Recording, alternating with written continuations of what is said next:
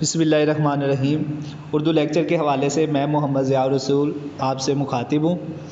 कल अज़ीज़ बच्चों हमने सबक नंबर 3 शुरू किया था काहली, जिसके मुसन्निफ़ थे सर सैयद अहमद ख़ान।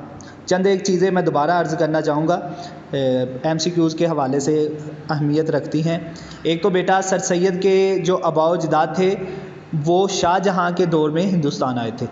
इसके अलावा अलीगढ़ कॉलेज की बुनियाद 1875 में रखी गई। साइंटिफिक सोसाइटी का मकसद क्या था? अंग्रेज़ी से उर्दू में तराजम करना। रिसाला तहज़ीबुल अखलाक 1870 में जारी हुआ, जो कि इल्मी और अदबी रिसाला था। इसके अलावा सर सैयद की वजह शोहरत क्या है? वो मज़मून निगारी है। मज़मून की सिन्फ को आपने फ़रोग़ दिया है।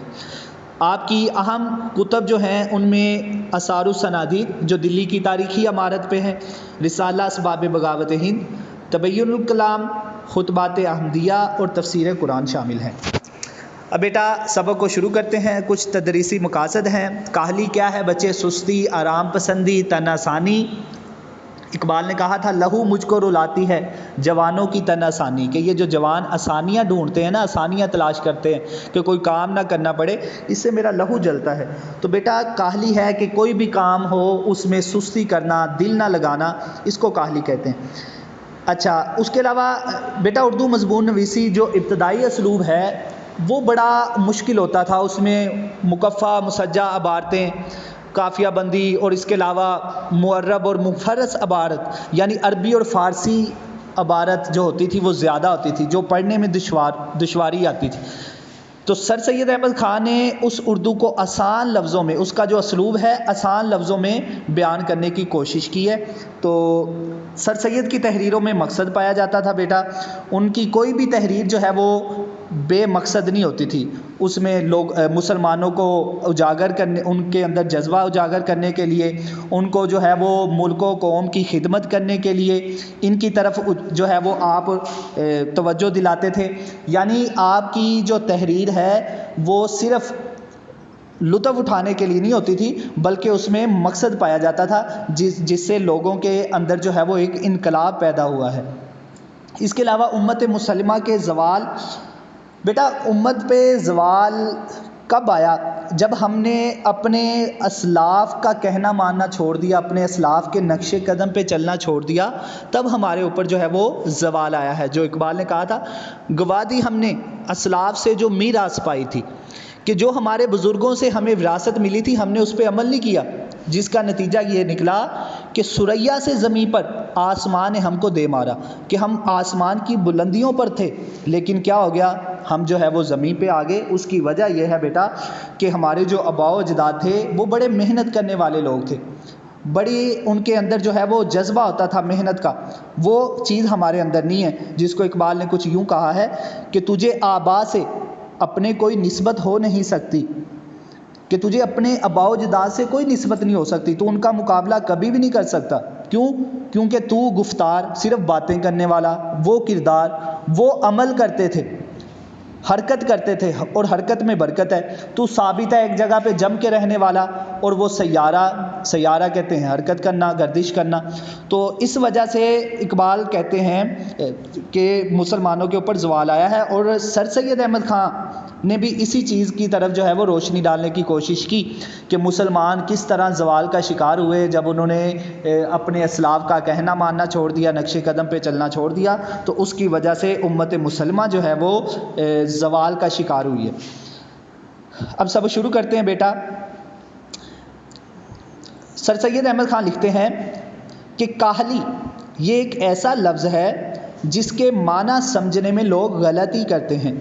लोग ये समझते हैं कि हाथ पाँव से मेहनत ना करना, काम काज मेहनत मजदूरी में चुस्ती ना करना, यानी तेज़ी ना करना, उठने बैठने चलने फिरने में सुस्ती करना, ये काहली है। ये हम लोगों का ख्याल है कि अगर हम हाथ पाँव से मेहनत नहीं करते, या कोई काम भी है, उठते बैठते हैं चलते फिरते हैं, उसमें अगर सुस्ती करते हैं तो ये सुस्ती है। लेकिन सर सैयद कहते हैं मगर ये ख्याल नहीं करते कि दिली कुव्वा को बेकार छोड़ देना सबसे बड़ी काहली है। वो कहते हैं कि दिली कुव्वा, दिल की ताकत, कि जो इंसान अपने दिल की ताकत को बेकार छोड़ देता है, दिल को इस्तेमाल में नहीं लाता, दिल को ज़िंदा नहीं रखता, जिसको इकबाल ने कहा دل مردہ دل نہیں ہے اسے زندہ کر دوبارہ، کہ دل کو زندہ رکھنا چاہیے، دل میں نئی سے نئی خواہش پیدا کرنی چاہیے، بڑے کام کی خواہش پیدا کرنی چاہیے۔ تو اقبال سر سید احمد خان کہتے ہیں کہ دلی قوا کو بیکار چھوڑ دینا یہ سب سے بڑی کاہلی ہے۔ آگے وہ کہتے ہیں کہ ہاتھ پاؤں کی محنت اوقات بسر کرنے یعنی اپنا روزی روٹی چلانے کے لیے، روٹی کما کر کھانے کے لیے نہایت ضروری ہے۔